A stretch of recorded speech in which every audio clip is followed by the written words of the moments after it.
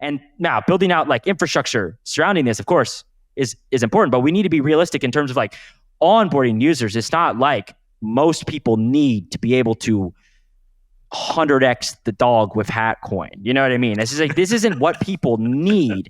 Not a dividend. It's a tale of two clans. Now, your losses are on someone else's balance sheet. Generally speaking, airdrops are kind of pointless anyways. Unnamed trading firms who are very involved. I like that ETH is the ultimate Ponzi. DeFi protocols are the antidote to this problem. Hello, everybody. Welcome to the Chopping Block. Every couple weeks, the four of us get together and give the industry insider's perspective on the crypto topics of the day. So quick intros. First, we got Tom, the DeFi maven and master of memes. Hello, everyone. Next, we've got Tarun, the Giga Brain and Grand Poobah at Gauntlet. Yo. And today, we've got special guest, Gwart, the caustic comedian of crypto Twitter. Welcome, Gwart. Caustic comedian. Wow. Caustic Thank comedian, you. yeah. Thank you come up with that one on your own? And it was AI assisted. I have to admit. I just woke up, so I had to pull something together. And I have Haseeb, the head hype man at Dragonfly. So we are early stage investors in crypto, but I want to caveat that nothing we say here is investment advice, legal advice, or even life advice. Please see choppingblock.xyz for more disclosures. So, Gwart, welcome to the show. We've mentioned you on the show before, actually. I believe we have technically summoned you to the show rather than invited you. So for those of you who don't know, Gwart is, I would describe Gwart as kind of he's the gadfly and maybe a little bit of the Mark Twain of crypto Twitter, where he just talks the most amazing shit about everything Web3 and everything that more or less crypto influencers and intelligentsia and VCs talk about and think is important and valuable. He just lampoons all of it. So Gwart, you've asked us to, anonymize you as best we can. You're an anon on crypto Twitter. Welcome to the show. How do you want people to perceive you? What is your goal in shitposting the way that you do nonstop on crypto Twitter? I mean, I think your descriptor is very fair. Yeah, I've been in this space for the better part of 5 years, not very seriously, but more seriously within the past couple years. And I've never really had a job in the space. I mean, a few small, freelance gigs. But I've been, like, my point of saying this is that I've been primarily an observer. And so it's sort of allowed me to be a heckler from the sidelines. And so yeah, I think your description's fair. I don't think I would object to anything that you said. I think calling me Mark Twain is probably a little bit audacious. I wouldn't necessarily, I don't know that I would describe myself as Mark Twain, but I'll take it. I'd say you're pretty up there when it comes to shit talking. Wait. We have to find out one important thing. A lot of your tweets have been about, well, especially during Ethereum Alignment, the era, the peak Ethereum Alignment era. You inspired a set of copycats might be the wrong word. You inspired an army of heckling anons. So how do you feel about Ethereum Alignment? A month later, a few months later. Yeah, I mean, I don't know if it's run its course or not. I mean, it was. I definitely think that the people who tagged along, it was quite fun there for a while, and I made a little list on Twitter so we could make sure to track all of the anti-party takes. I think Ethereum Alignment. Okay, so I don't know exactly what the origin of this was. Actually, somebody asked me this. Yeah, maybe define it. Yeah, so I don't know. This is the thing: is I don't actually know myself. I will tell you what spurred this for me, and the beginning of this for me was. I saw, okay, so this was right around the AI alignment, like the throes of AI alignment, right? And we got Eliezer up there talking about how if we don't get this right, it is over for society, right? And then we get Justin Drake on Bankless right around the same time. And he's talking about how if we don't get restaking right, it's the end of society. And I could not take this seriously. Like, to me, it was very much like almost piggybacking along this same, I think, Yeah, movement. Like it was almost like some of the Ethereum people were like, "Oh man, that's a powerful movement right there. Like we should really try to take advantage of this one." And so it sort of became extended to, okay, so like to what degree are L2s? To what degree are, is Eigenlayer or Lido or so on and so forth? Are these aligned with the Ethereum vision? And of course, nobody could actually articulate what exactly it meant, which made it even better to troll about, because I don't think that anybody really knew. So that was the impetus. I don't know how. I mean, I think that it's at the point now where I'm like, ooh, I kind of feel bad about, extending this much further. And also we're in a bull market now, so we're going to start talking about positive things. But that was generally how I viewed it, at least in the beginning. And I think there was maybe some positive discussions that came of this. I mean, to the extent that you find anything on Twitter positive, I think it was, I don't know. I think we learned something about the crypto community. Well, to the extent things are positive, I feel like today's sort of SEC thing gives you some evidence of both positive and negative of Twitter. I don't know. Yeah, well, let's jump into news, because this is maybe one of the most crypto days I've seen in a while. So basically, to top off the day, there was a tweet this morning from the SEC's official Twitter account stating definitively that the BTC ETFs are approved.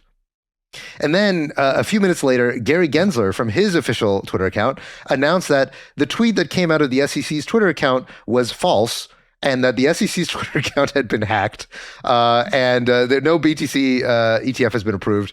And then about 20 minutes later, the tweet was taken down. And so this caused Bitcoin to spike all the way up to 48K until it settled back down to about 46 as of press time when we're recording this. So this is the most crypto thing ever. It's absolutely hilarious that the SEC, which is in charge of cybersecurity for all these things, got its Twitter account hacked and compromised in a way that it immediately led to market manipulation. That also said, I've read a lot of speculation, and here I'm going to go ahead and just wildly speculate that this does not feel to me like the SEC's Twitter account was hacked. This feels to me like somebody fucked up the scheduling feature on Twitter, because I've played around with that thing. It's actually like not very good. It's not very intuitive. Because also, if the SEC's Twitter account was hacked, why would it not be like, hey, send me ETH, or the SEC's doing an airdrop, or like there's a Dogecoin ETF? Like, wouldn't it be something like, instead of, oh, Bitcoin went up 2% because the ETF got approved that everyone was expecting today? This does not feel like what you would do if you hacked the SEC. I agree, because I mean, you even made like custom graphics for this thing that are in the style at the SEC. So I'm like, they clearly went the distance to make this happen.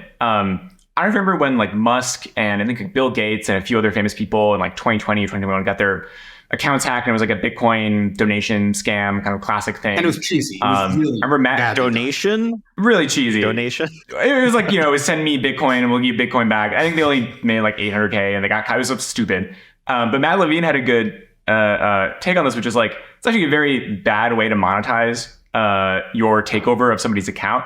Actually, like what they probably should have done is post something that, would have, I don't know, actually manipulated the Bitcoin market, something really bad or something really good, and then, sort of blend their trade into this, broader market movement. And then it's like, oh, you can profit from manipulating the market, but it's not sort of directly tied to you. And I feel like that is probably what you would have done if you're taking over the SEC account. And instead, this just looks like a very legitimate tweet from the SEC. And I think that's why it fooled so many people, and why the market moved the way it did. It fooled me. I mean, it fooled almost everyone I knew, because everybody was waiting for official news on the Bitcoin ETF. So when everybody saw this tweet, everybody was, messaging like, oh, it happened. Hooray. Like, there's Bitcoin ETFs, it's finally occurred. And, there's been a lot of waiting.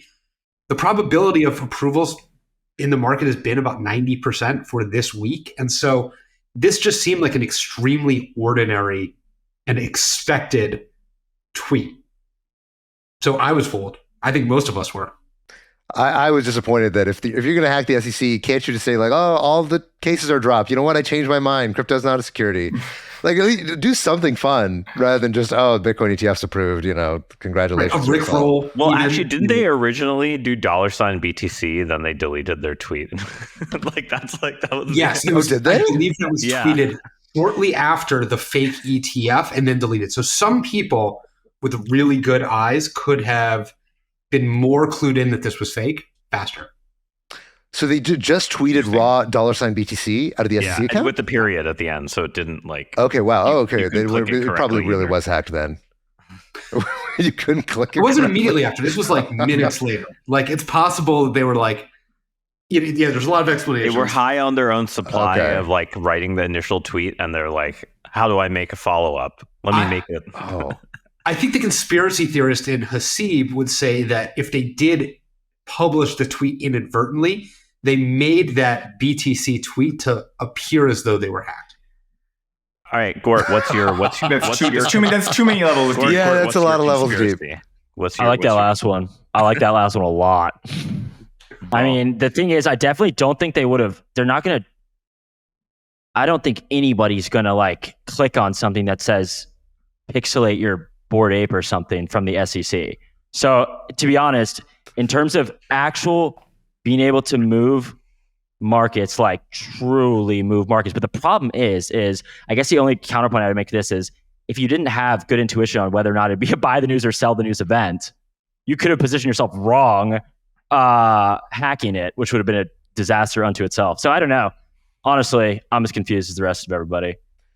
I mean, in a way, we maybe a little bit got the answer to that question because in the 20 minutes that the market thought that the Bitcoin ETF had been approved, Bitcoin went up. Now, it didn't go up much. It went up, 3%. It was mostly down, like, afterwards. When I thought it was Right, real, my reaction was like, BTC down a little bit on the news, like totally priced in. Was it? When did you Yeah, it was see it down. after the announcement? Because I read that it Like, went up to 48. 5 minutes later, it was like down. Yeah, it spiked and then it went back Before down people realized this immediately. was So fake. Yeah. Was that Everybody was maybe after people cheering, saw the weird tweet? The weird follow-up tweet?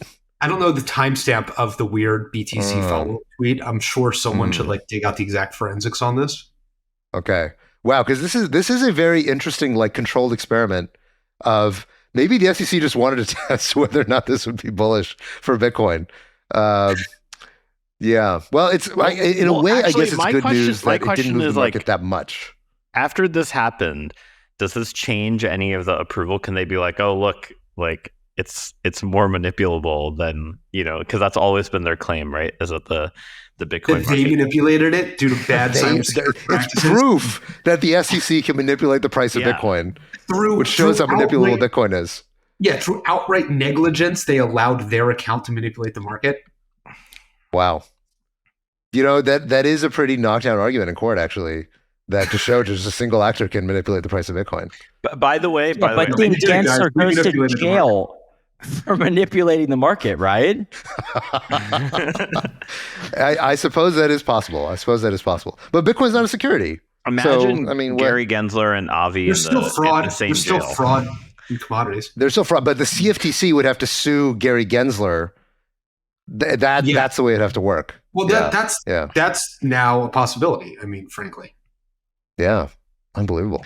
Well, actually, the Gary, other we thing trusted the other thing that's been amazing is the fact that the SEC, this particular SEC under Gensler has been all about tweeting nonsensical stock images and like crazy stuff, and it's turned out, and compared to the CFTC, for instance, right? They don't tweet all this, make all these dog shit, bad TikTok videos like Gensler does.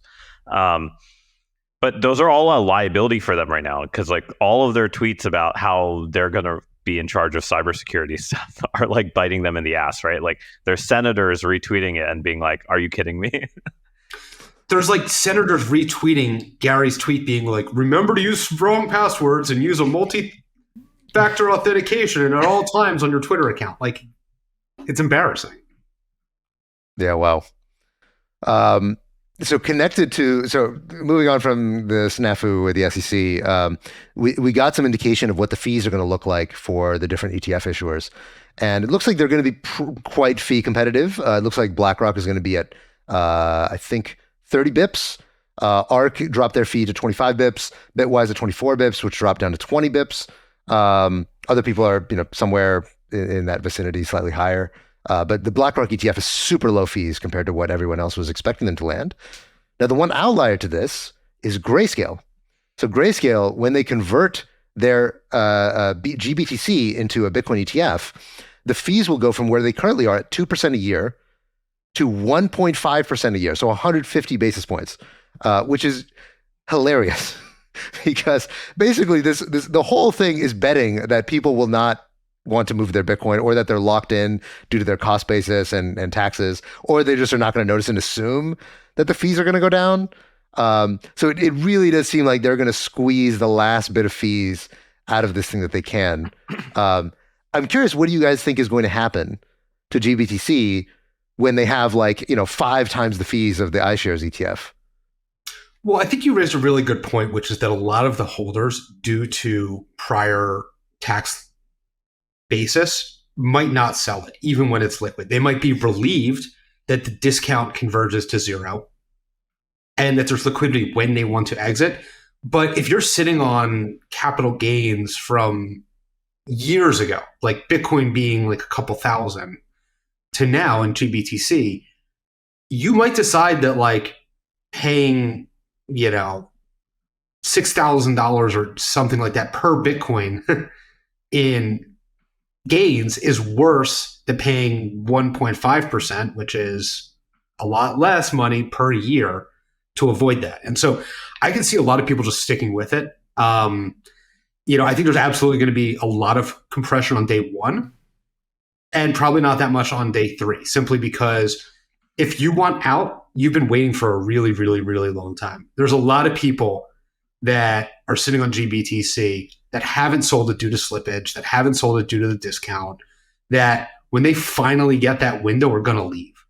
And I think if you're going to go, it's day one. I think from there, it probably is a zombie product where the only people left are the ones who are committed to it. And I think it sticks around at probably $5 billion of Bitcoin for a really, really, really, really long time, which coincidentally will make it probably the number one ETF at first, if not for a year, 2 years. It'll be really interesting to see how long it can hang on to the number one position. Well, so last week, Laura actually sort of repeated some speculation that if the GBTC trust converts into an ETF, that would actually end up being a taxable event for the holders of GBTC. So it turns out that's not true. So to your point, Robert, it is correct that you would retain your tax basis going from GBTC to the ETF, which is likely to keep a lot of people into Grayscale, which was their calculus in deciding, hey, because if they're competing actually just for marginal flow, marginal buyers of the ETF, there's no way that they would be able to compete with iShares without dropping their fees significantly, to the point where they just had to make a calculation that hey, people are going to be locked in because of their cap gains very, very early on. So I have to imagine that you're right. Basically, within a month or two, we're going to see that's the terminal size of GBTC, and no more new money is ever going to come in. But why drop it? Why drop it at all then, right? I'm assuming because the lawsuit was on this basis, right? They said specifically in the lawsuit this is bad for our holders, not just because of the no, they were sued, right, by their by GBTC holders when they sued the SEC. Yeah, so it's kind of like a human centipede of lawsuits. And one of the bases was that the fees are too high. I see that. I see the human centipede meme has made it finally. It's very inspiring to come from you, Tarun. There we go. Yes. So so I believe that they had to drop the fees because they made that argument to the SEC that the fees are high because we have to have this stupid trust structure and all this other stuff. Well, 2 points on those fees. One is, GBTC is going to be a massively more profitable product for DCG than the iShare Bitcoin will be for BlackRock, right? Fees being 6 times higher, there's also all of the custody fees and other things that when there's coming out of a low basis point product makes the margins a lot worse than when it's coming out of a high basis point product. So on a net profitability basis, I think the Grayscale product's probably going to be for the sponsor 7 or 8 times as lucrative. And so when you think about how much money is Grayscale going to be making if $5 billion sticks around in the product, it's going to be equivalent almost on a break-even basis or profitability basis to BlackRock at like 40 billion. And it's going to be, you know, it's going to be a feather in TCG's cap for some time. But the thing that's not come up in this discussion yet that I actually think is really relevant is the fact that most of the ETFs are waiving fees entirely to zero for their launch until they gather, you know, in most cases, $1 billion of AUM, or in some cases, $2 billion of AUM. And so in a lot of ways, the fees are even more of a disparity because they're going to be zero for most of these products when they actually launch. Right, but that's only for, you know, if it's the iShares ETF is not doing this, or are they? They are, I believe. I could be mistaken about that, but I believe they are. Okay. Yeah, I would assume like for the big ETFs, if you deposit money there, you know, they're going to hit $1 billion pretty quick. And so it's like, okay, you get 2 weeks of discounted fees, you know, essentially, which is like nothing.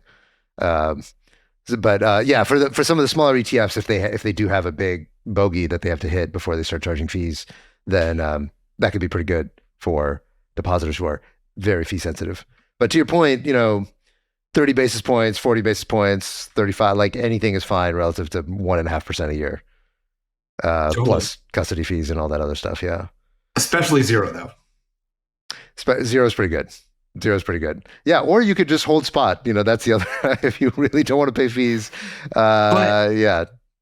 I'm going to sound like a TradFi sellout here, but like for many people, I think holding an ETF is going to be just better, even with fees. Just from the security and the custody side of it alone, like holding spot is not free. There's risks associated with holding spot, even on an exchange you trust with two-factor authentication. There's always that self-custody element. It's really hard to take a ETF ownership away from you in a theft. Spoken like the true TradFi guy. Yeah. Thank you, Robert, for sobering us all up. I'm sorry, I honestly zoned out for the last 4 minutes of the conversation because, like, the moment you were talking about basis point fees on ETFs, I'm just like, please kill me already. All right. Well, this is a crypto show, so I'll shut up. Yeah. Let's get back to more interesting parts of the world. It's been a pretty quiet week aside from ETF excitement. Like, honestly, there hasn't been that much happening. There was one thing that I thought was interesting. Actually, maybe this might wake up Gwart a little bit as well. There was this news. We didn't have it on the docket, but I was reading through it yesterday. There was news that in Taiwan, so Taiwan right now is going through a presidential election, and it's illegal in Taiwan to bet on presidential elections. And of course, PolyMarket, which is right now the leading prediction market online, had a market for Taiwanese election. Where you could bet on the different presidential candidates.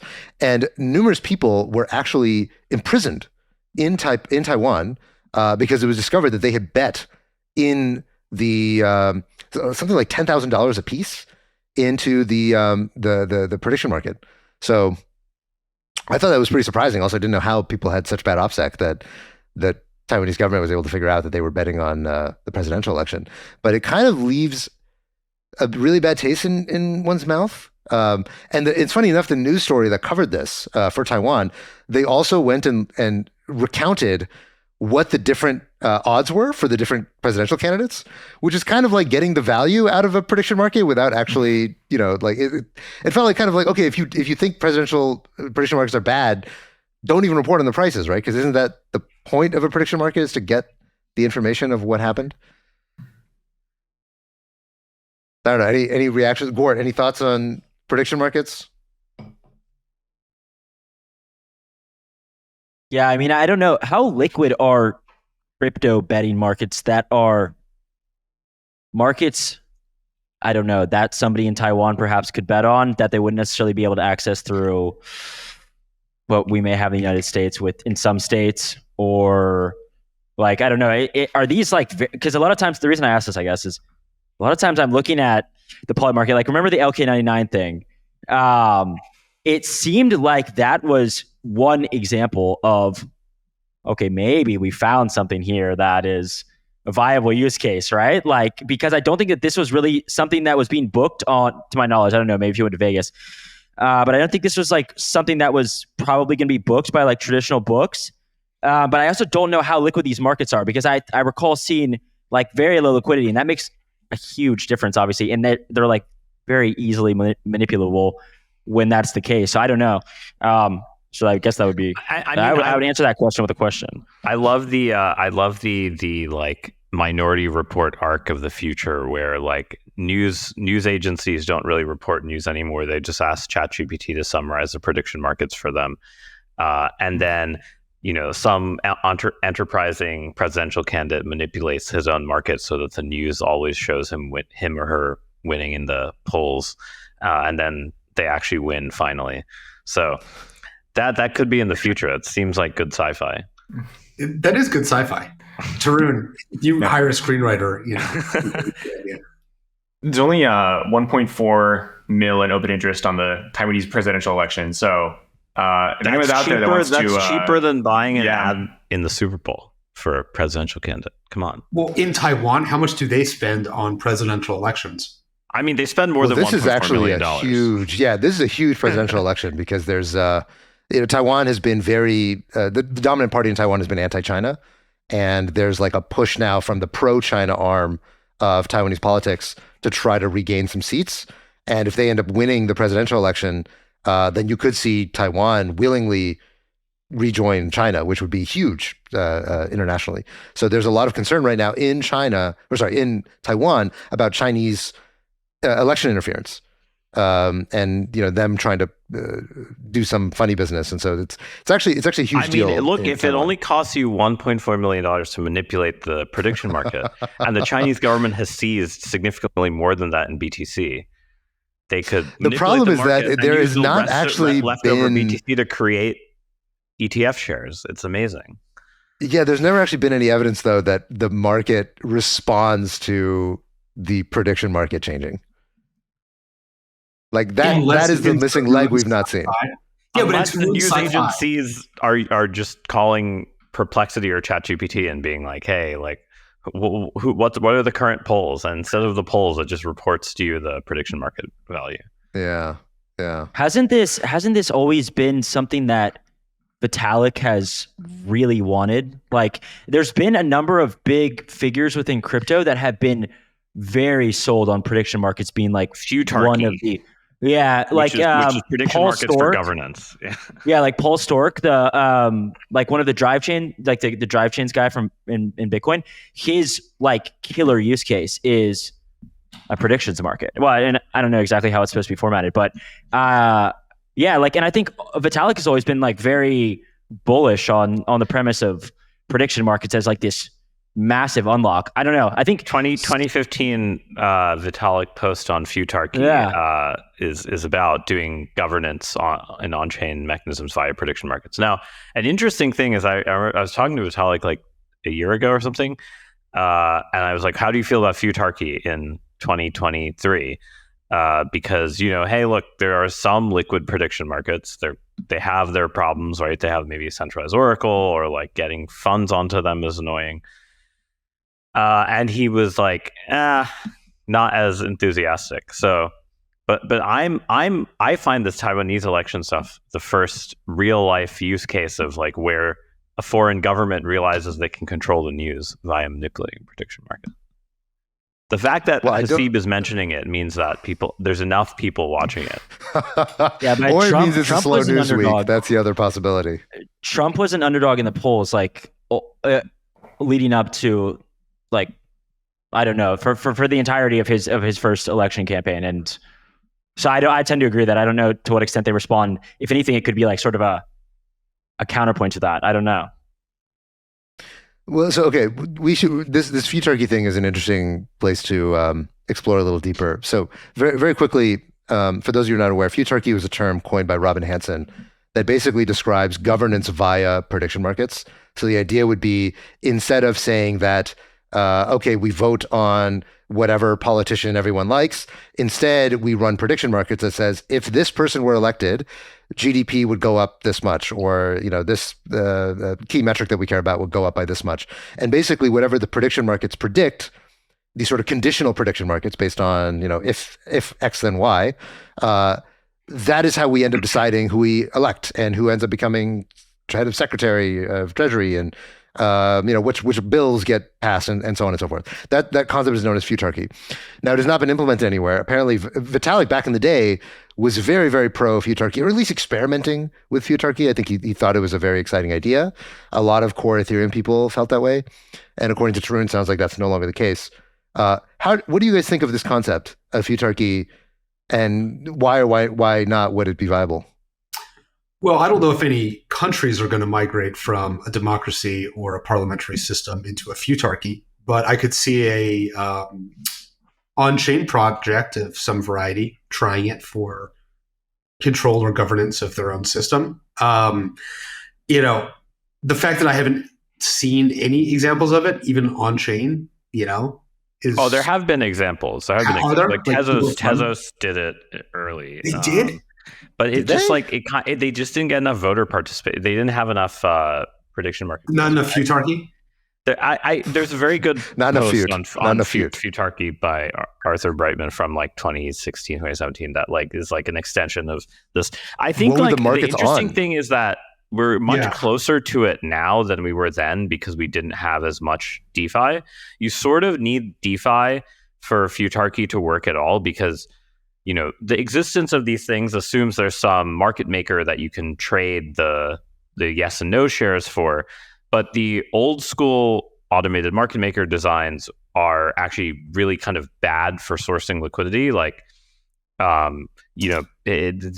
kind of were inefficient in some ways. And so these Uniswap looking things, even though they're not perfect pricing for prediction markets, are good enough. And that's why I think you've seen the Manifolds and PolyMarkets of the world is they kind of needed stable coins and DeFi to make liquidity aggregation easier. It wasn't a theoretical problem with prediction markets. But Manifold is play money. Yeah, but I mean, people are trying to trade at OTC, right? And there are tokens. What are they? What? Yeah, tracking. I did not know this. Yeah. Oh. Okay. But I mean, it's basically people are making synthetics of the real manifold value. But my point is, I feel basically you needed those two things for this to be much more efficient because the liquidity aggregation aspect is hard. Now, the interesting thing is no layer one has, no surviving layer one has stable coins as part of its consensus. I guess there's the Celos and Terras and stuff, but Celos becoming a layer 2. Terra, of course, blew up. So there's really none that have it as a first class citizen. So I don't think layer 1s will have futarchy, but I could see higher level protocols having it. I think a more interesting thing would be despite Gwart's amazing tweet on Web3 social networks, the SEC should really be diving into Web3 social networks because no one will read their posts. So then they won't have bad things happen. I actually think that's where futarchy would be funny. Imagine if people were betting on canceling people. It's there's a prediction market for But then you cancel them based on the outcome of the poll? No, you bet on whether they're going to get canceled the next year, and if they do, then they get kicked off the site automatically. What does that do? How does that get resolved? Why? Yeah. What does that help? Is cancellation a problem? That feels like it kind of happens on its own. Well, I think the idea is if enough people bet. Imagine if it's something where enough people bet correctly on someone getting canceled. There's some, Oh no! Here's the way it should work. Hold on, Tarun. If a huge number of people think someone's going to get canceled, then you just minority report predictively pre-crime. You just ban them from the platform. If people think this sounds like an actual vector for cyberbullying, though. You literally I do think pay a bunch of money to get someone wiped off the internet. Bill Ackman would really use this. That's what he would get a lot of value out of this. 1,000% be into this. Well, here's why I don't think futarchy would work for systems that aren't this niche, fun, cool, whatever. It just sounds too hard to me, right? Even in the original use it for two presidential candidates and whichever one's better for GDP is the one that gets selected. I don't think people want to forecast GDP in order to vote. It's hard enough to get people to vote for blue team versus red team. We have in the US last presidential election, 60-something% turnout, which means 40% of registered voters didn't even make it out. Robert, I think the whole point of futarchy is that those people who are like the marginal voter who really doesn't have a good estimate, they don't vote at all, right? They have no say because they don't know which way it's going to go. And like if they bet nominal amounts. It's like the real money that actually has predictive power that ends up determining who's going to win. Got it. So like, and so in a way, if you remember, yes, yeah, basically 12 hedge funds choose the president. And if you remember, actually, like the markets do this already, because when the presidential election in 2020 was going back and forth between Hillary and Trump, 2016. When it was going back and forth between Hillary and Trump, when the dials turned toward Trump and everyone realized like, oh shit, Trump's going to win, the market rallied under the expectation that, Trump is going to be really good for U.S. GDP. So I think this already happens, right? The hedge funds are already giving a bunch of signals. Indirect. It'd be more fun if it's direct. But I also love the idea of like crypto social networks allowing you to like, play. Imagine if like Trump got voted out of Twitter by a prediction market. But he kind of did. That's what Elon did. Frontech, he gets unstaked and no one upvotes his posts. Individual, not a market, right? That acquired that. Sure. At that time, it wasn't like a market. Jack Dorsey or whatever, right? Like, yeah. I would rather like people like Gwart become, these whales on these cancellation markets, and then they just start, Bill Ackmaning. Yeah, but I still don't get it. What do you mean cancellation? Like, how does an oracle determine being canceled? It's just an aggregate. If you get ratio, it's so bad. Okay. All right. I think it's just if this goes above like 70 cents, we're kicking them off the platform, and people just start pushing it as high as they can to get them off. So it's really just tug of war. It's not even a prediction market. It's just a tug of war. So it's probably better described as, pay this much to vote this person off the island. I mean, I say this more because if you read between the lines of Gwart's tweets, they're implicitly canceling certain people or certain entities, right? Like we said with the Ethereum alignment thing. I think there were certain ones who were put in the doghouse. So wouldn't it be more interesting if there was like some betting aspects to that, not just, No. Honestly, I do not understand this. Okay. I mean, I'm down. Well, I'm in to create a token for it, but I don't understand it. Yeah. It's fine. We'll airdrop the token. We'll do a point system. We don't need. It doesn't need to make sense. Yeah. We'll definitely have points. No. I mean, just like imagine you had prediction markets for just like kicking people off a social media platform instead of like the dictatorial control. What are you predicting over? You're not predicting anything. You're just saying put more money here if you want this person to get off the platform. Well, you can have some conditions like getting ratioed, like getting blocked. Like if you get blocked by more than 50% of your followers. True. Why do you want to cancel people so badly? Yeah. Why do you want rich people to be able to cancel people so badly? I don't think it's actually rich people. I think it would be people who've earned the most stake in these networks. Like I'm the biggest user of the social network in terms of like getting engagement and creating content. So I get the most of each follower's vote. Right. So if you have 1 million followers, you're basically casting 1 million cancellation votes. Yes. I think Tarun secretly wants to be Bill Ackman. He wants to be the Bill Ackman of crypto Twitter. I don't think I have the gravitas to be Bill Ackman. Who would you cancel if you could? Who or what thing? Magic wand here. Magic wand of cancellation. Magic prediction market wand. There are definitely a lot of Bitcoin maxis who have blocked over the years who I don't want their armies coming after me. One name. I don't want the armies coming after me. They already come. I get the Cardano people coming after me for saying anything on this fucking show. So like I don't need the roving herds of 4chan Bitcoin maxis coming after me. All right. So what I heard was all Bitcoin maxis, all Cardano maxis, cancel them all. Is that what I'm hearing? Just a mass grave of everyone who's into Cardano. Maybe I'll pick someone who is I think is people are not one find too controversial. Luke Dash Jr. Well, Gwart's a maxi, right? Does he get a pass on this one? Are you a maxi? No. I think the better question I think the better question is always, what are you a maximalist of? Because everyone's a maxi. Sure. Where are you on the spectrum of maxi versus minimal? What do you really believe, Gwart? I think Solana is the future of money. Solano. I am like Excuse me, Solano. I'm a Solana admirer for certainly. I think Okay. they're like pragmatism in the flesh, and I admire that.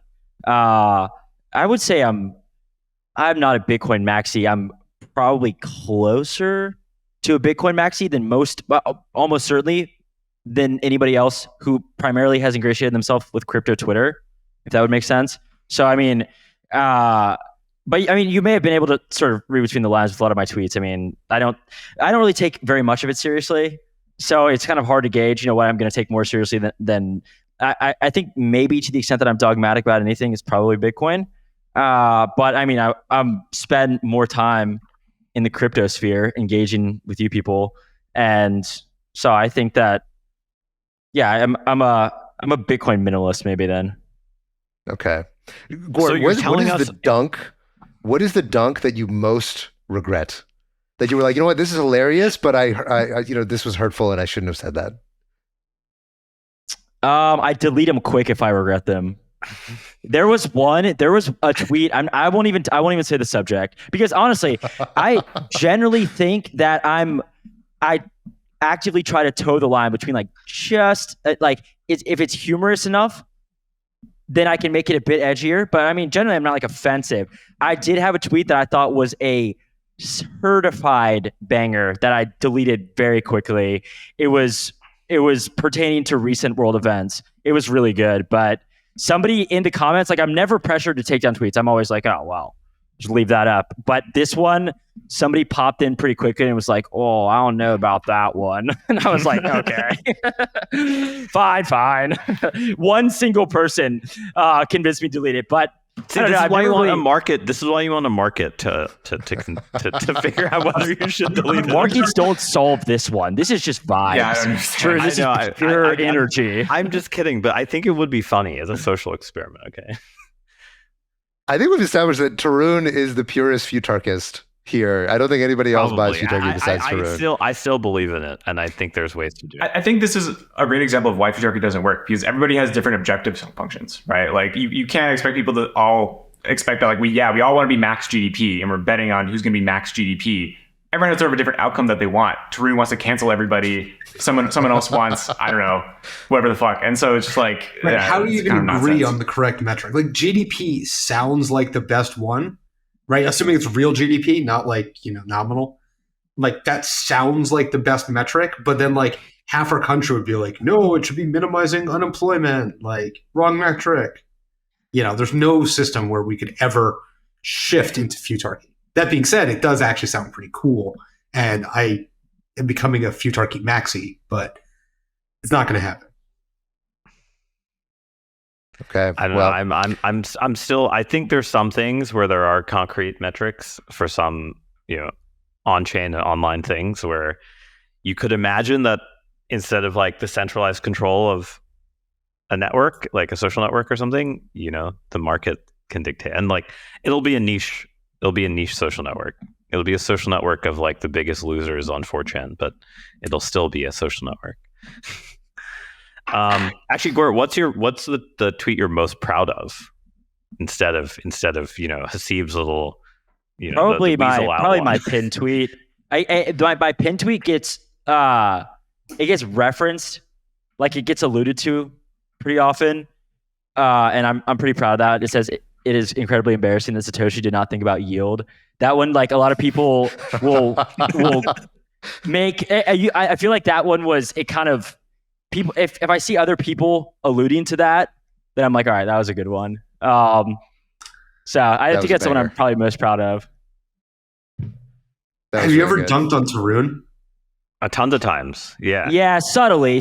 I mean, it's just mainly because Tarun's always writing completely incomprehensible tweets. Like, there's nobody who can decipher what he's saying outside of like 2 or 3 quants at Citadel, and none of us can actually parse any of that.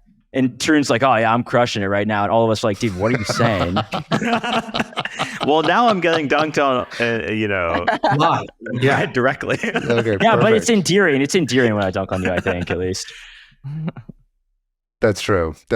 Yeah, no prediction markets on dunking on Tarun. I think that's all vibes based. Always vibes based. Okay, so 2023, you had this big rise. In fact, I think your quote tweet was like January 2023. What's in store for 2024 in terms of your content, or where you think it'll go? Do you think it'll? Yeah, I mean, Twitter there's no like real method to. I mean, you can probably see that just generally from how I tweet. I mean, there's no structure to that. It's pretty off the cuff. I'm thinking I was convinced maybe to do a podcast, so we'll see. I don't know if I'm going to be good at podcasting, to be honest, but if I'm not, I'll just quit. It's like very, very Zoomer mentality that if you're not good at something, you just instantly quit. So I think it's worth trying. So yeah, but I mean, I've never really worked in the space and I feel like I would lose I think podcasting is a good like equilibrium for me, because I would lose my credible neutrality if I was to work in the space. But if I'm able to heckle from the sidelines, I think that's a reasonable compromise. So we'll see. So you still have jester's privilege. Exactly. Yeah. So Gwart, let me add, okay, so you don't work in the space, but you're kind of obviously a very interested observer. Why? Why don't you work in the space? I mean, I won't necessarily ask you what you do if you want to be, anonymous with regards to that. But we're going to a bull market. A lot of people are going to be hiring. Why not be in the space full time, given how much attention you pay to the industry? I mean, I think. Well, first of all, I've invested as a retail investor, I suppose, for the better part of 3 years. So, I mean, honestly, I don't even know that. Like, I'm not very technical. I don't know that I have a huge edge in. I mean, maybe I'm able to sort of see the forest for the trees, but it's because I literally do not understand the trees. So it's like, okay, well, this is one of those things where I think I do have a pretty good pulse on crypto, but it's not for any specific reason, And I mean, I'm probably just knowledgeable enough to troll, not really knowledgeable enough to want to engage on a technical level on a daily basis. Seems like quite burdensome when I can tweet from home and maybe podcast. But what's your most embarrassing shitcoin trade? Like which coin are you most embarrassed to have said you bought or sold? That's a good question. I don't know, because I have so many off the top. I probably have gotten nuked on so many terrible. I think probably holding too long. Like I think more than likely was holding some garbage coins too long. I think some of the first wave of Solana DeFi airdrops, I was like, dude, these are great. Like, and they were not great. Like mango markets and so on. Yeah, like Radium. I mean, I don't know. The Radium chart was horrendous, and I was very convinced that was the DEX of the future. Solend, I got a huge airdrop, like relatively, and I was like, man, this is the one lending protocol in Solana. Like, this one's got to do pretty well. And I mean, I think there's a number of stories like that. So I would say, yeah, probably like the first sort of wave of Solana DeFi I was still in the midst of it, and I was like, man, this is the future of finance. Like, and it was not. But now you're properly cynical. It sounds like. Yeah, I think. Well, I do think that ironically, with a lot of garbage coins on Ethereum, round one, not so much ICOs, but just tail end DeFi summer. I was like, okay, well, I'm going to take some profits here, but then.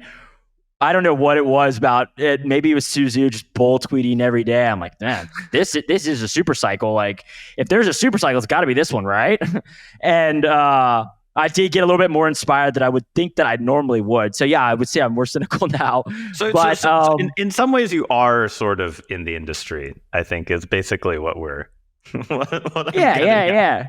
I'm degening with the rest of you guys. I'm just like ideologically, I'm sitting here like, oh, definitely a Bitcoiner, and then do as I say, not as I do. That type of thing. How do Well, you so feel let about me- ordinals? Mixed feelings, probably. I mean, I think okay. So I like NFTs. Actually, ironically, NFTs are honestly one of the few things that I'm cautiously optimistic on, insofar as I think that, man, I'm going to sound like a complete Web3 LARP right now, but I think that something that is proven ownership on a blockchain, like, and its value is adjudicated by the blockchain. Like, this actually is sort of like an endearing concept to me, I think. So I'm like cautiously optimistic about ordinals. Now, with that said, it doesn't change that 99% of them are scams. You know what I mean? So to me, it's one of these things where, like, I like the premise. I've been engaging a bit with the ordinal ecosystem myself, but I think that I like NFTs. I think NFTs are fun. I also don't sit here and tell people to buy NFTs. Most of them go to zero. So, but I would say the same thing with tokens in general. I try not to actively push people toward the speculation aspect, even if I may be doing it a little on the side myself. So let me ask you. We're running up on time, so I want to make sure we wrap soon. But in your tweets, you talk a lot of shit. You lampoon a lot of different aspects of the crypto industry. But I'm curious to get like the kind of the real, honest perspective. What is it most that you think the crypto industry or the crypto community does wrong, and that it should really improve on, especially as we're going into a very different kind of market environment? Yeah, I think this is like the question probably people ask me most often, as if I have some enlightened take on this because I troll a lot about it, but I wouldn't say that I necessarily do. I mean, I think that one thing that I feel pretty strongly about, and I don't know how well I'm going to articulate this, but I still think that, and also this is something that a lot of people say, so this isn't particularly revelatory, but I think that we still overestimate the degree to which crypto users in their current form are users of these systems. Like, we are still a very, very small faction. And I think that even when we're talking about viable use cases, right? Like, this is like what I troll about a good bit. Like, are we going to finally find a viable use case, right? Like, but beyond like that sort of myopically cynical take, I think my bigger, I don't know if this is a fear, but just something that I think about a lot is us, I don't know, 1%, a fraction of 1% of the world. We are not, like, over a long enough time frame, we are not what the average person needs from crypto. You know what I mean? Like, the average person realistically needs the ability to have a bank account and to spend their money in maybe like 2 or 3 loans over the course of their lifetimes. And now building out like infrastructure surrounding this, of course, is important, but we need to be realistic in terms of like onboarding users. It's not like most people need to be able to 100x the dog with hat coin. You know what I mean? This isn't what people need. And even like building these systems that are, I don't know, very capital efficient, so on and so forth. It's like still, this is still like just for a very, very small subset of the world as a whole. So I don't know. I mean, that really doesn't answer your question. I think that still is something that, and also you can probably tell it's a good bit of my trolling. It's like this disconnect between how in the weeds we are on proposer builder separation and like how little that type of thing matters to what the long, I mean, actually, maybe that's not such a great example. Maybe that matters a lot, but like maybe something like just these like very, niche products. Like, I don't know how valuable these are versus just getting a lot of people to, I don't know, self-custody Bitcoin or use stable coins if this is something that they need right now. So as a follow-up to that, what do you think is the most overhyped thing and most underhyped thing? Underhyped, probably Bitcoin. Overhyped, I don't have I don't know, that puts me in a spot to make a critical statement about something.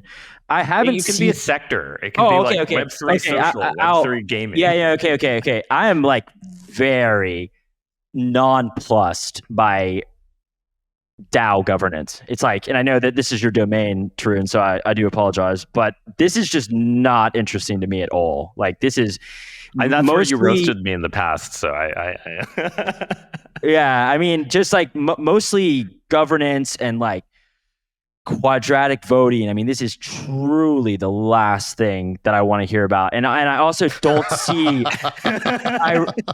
I really have seen, like, to be quite honest, in terms of how much funding and research in mechanism designers are working on DAOs, like to what the actual innovation or disruption that has come out of them, it's like embarrassingly low, if any at all, in my opinion. Like I have not seen anything come out of a DAO or a decentralized governance system that I'm like, yeah, that changed the world. Like I haven't seen that yet. Now, could it happen? Maybe, but yeah, so I would say overhyped. That would be what I would consider to be somewhat overhyped. Governance in general.